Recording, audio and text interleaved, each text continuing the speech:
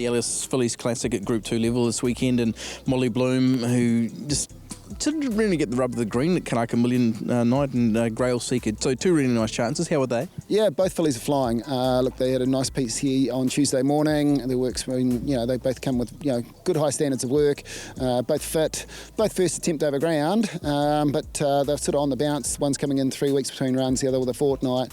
Like you say, Molly Bloom, not everything went her way that night. She got it pretty wide. Nothing was winning out that wide that night, but, her sectionals were good, and if anything, we think she's improved a bit with the run, and, she'll bounce back. She's very consistent. It's probably a little bit below her best, but, we think she's, right on a game and she'll run well. Grail Seeker's super consistent filly.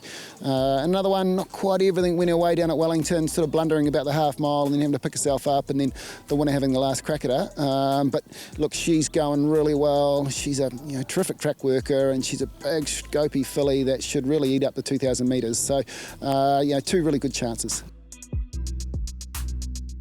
Andrew, a couple of runners in the Ellis Fillies Classic at Te Rapa on Saturday. First of all, let's talk Mary Shan. Another rematch with Molly Bloom. It's got to be some sort of, a target on her back.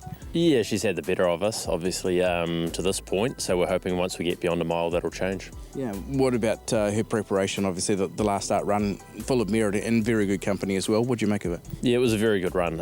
Hard to sort of be exposed that far away, that far out at Trentham, and I thought she was very game to the line to finish as close as she did. So full of merit. She's had a good gap now between races, which will be maybe a little bit of a query going to the 2,000, but we didn't feel like we could run in everything and have her competitive in her Oaks. Okay, what about in the interim? How has she done? She's been great. We gave her a pretty quiet week post Trentham, and then she's just built up steadily toward this. Okay, her main track work leading into this, when was that? Yeah, she had a good gallop on Tuesday morning in company with two others. Obviously Positivity, her race rival, was one of them. So it was a good searching gallop. What about them both stepping up to 2,000 metres? How does that suit? I think it'll suit Positivity. She's a big, rangy type who just struggled on a shifty track at Trentham last start. She never really got going in the ground, so she'll be better suited on a firmer deck on Saturday. And Mary Shan, I'm not sure. She's got brilliance, that's obvious, but she's now got to prove she can take that to 2,000 metres. Roger Sudbina heads to the Ellis Fillies Classic in great form. What are you making what she's been doing on the racetrack? Look, her last two wins have been impressive, but they have been on rain-affected tracks. Going to be quite a different track on Saturday. Picking it'll be a very fast track. Having said that, she did win a maiden quite well on a good track at Taupo. 2,000 metres for the first time.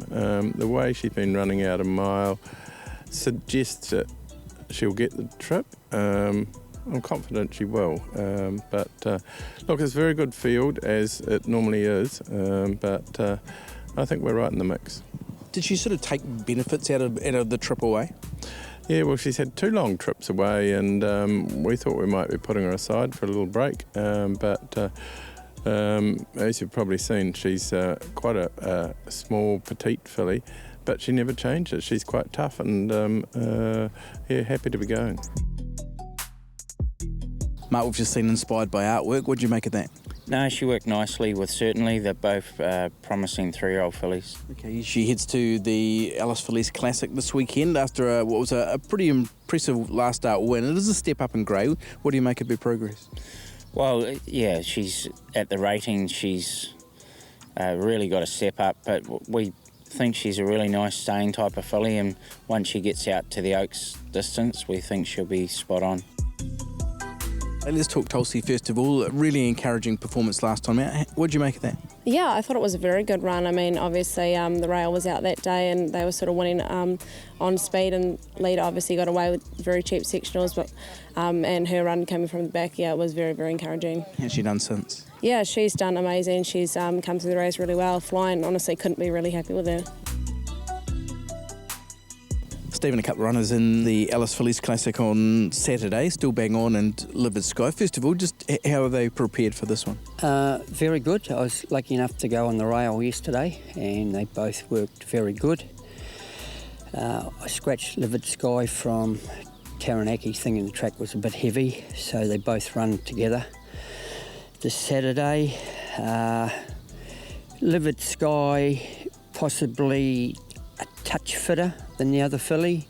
Hasn't run for a month or so, but will still run very good. We did see them sort of clashing in that Sir Patrick Hogan Stakes at Pukekohe on New Year's Day. Both of them ran really well. What did you make of their performances? Yeah, very happy.